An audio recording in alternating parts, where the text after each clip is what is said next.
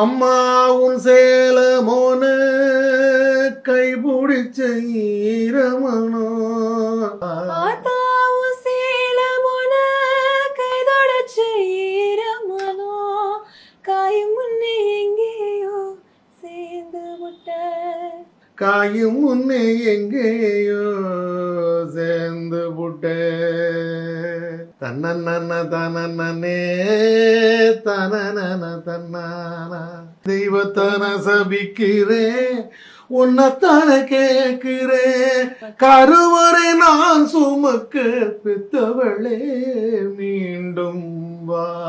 That's how passionate she is. கத்துக்கு I didn't learn anything.